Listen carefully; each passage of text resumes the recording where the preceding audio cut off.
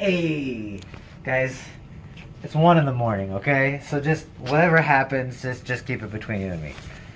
Anyways, so we did a scoliosis. Now I'm just going to show you the little differences with that and a bone length. So like a leg length scanogram. A lot of the time, there's a orthopedic surgeon who goes by the name of Dr. Jeffrey Smith. And he sends over these bone length scanograms, and they always say the weirdest things. They say, do a 54-inch center on the knee, blah, blah, blah. Don't leave markings or measurements on the film, blah, blah, blah. What are you talking about? Let me tell you what he's talking about.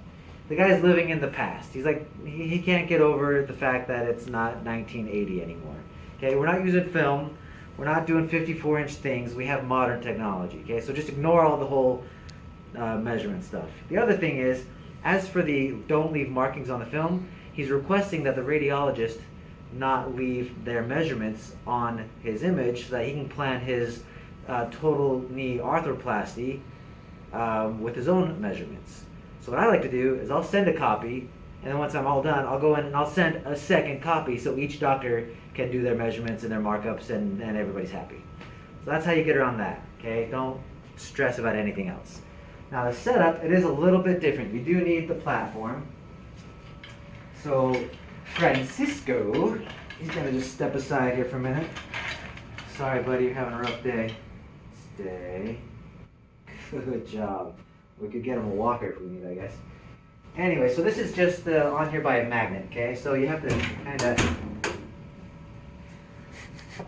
I said it's 1 in the morning, all right?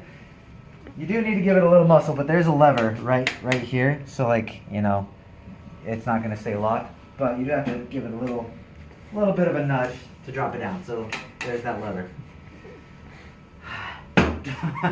Don't break our stuff and knee it. Oh, that just happened. All right, now so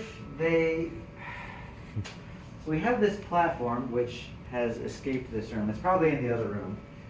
That goes on to this platform. It raises them up a little bit. I've done it both ways. This room can get down to the ankles on just this platform, but it's better if you use the other platform if the patient can tolerate stepping up onto it. I kind of want to go get it. Can we pause? You hit the pause. Oh, look, there it is. It was in my hand the whole time. So this guy is the additional stand. Now get on in here. Let me show you. There's this notch and it's on either side, so you can place this in either way, it doesn't matter. But these notches correspond to these pegs right here.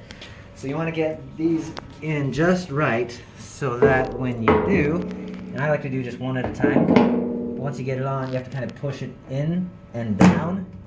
That's solid. That's solid. It's all going to hold itself still, okay? Now, again, this is just for those patients who can actually like walk fairly easily and climb up onto this thing. We don't want a falls risk patient on this for obvious reasons.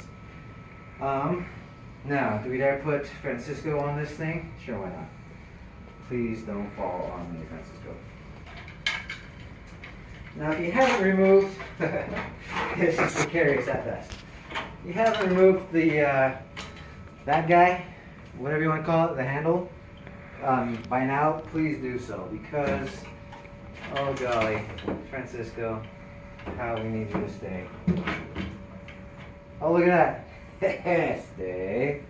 Good boy. If you leave that thing on, even when it's folded down, this thing goes up pretty high. So it's just always best and safest to just take it off. Now, we've got the computer set up for the leg length scanogram on the screen. And your setup, thank you, is the exact same. So I'm going to set my upper border to about the crest, the lower border to the ankles, okay? You want to get those on there for sure. Now most people, when they stand, their feet are actually on the ground, so, you know, just take that into account. Francisco. Okay, so your lower border, field of view, it does its thing. Everything moves where it needs to. See, this guy, he drops down, like, it just takes care of itself. Super easy, okay? So now, let's shoot it. Ha ha. 3 pictures. Here we go.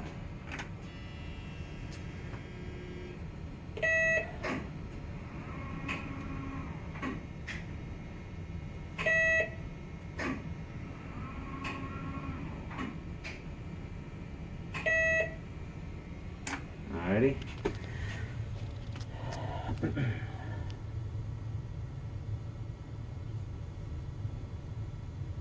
So exciting.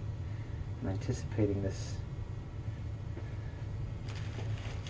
So what happens if you don't have the ruler on there? Rumor has it won't stitch correctly.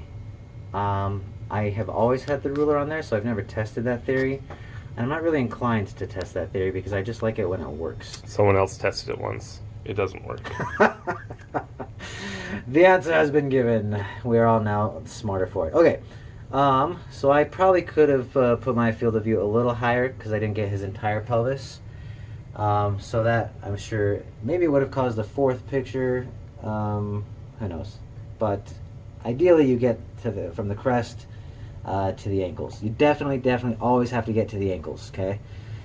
In the Phillips room, and we'll show this in another video, frequently with the really tall people, you will clip halfway through the pelvis. And so what Dr. Smith has asked us to do, and his cohorts have agreed, is do the best you can from the ankles up, and then include a standing AP pelvis in the exact setup. You just add a pelvis view, shoot it straight on, and you're good to go.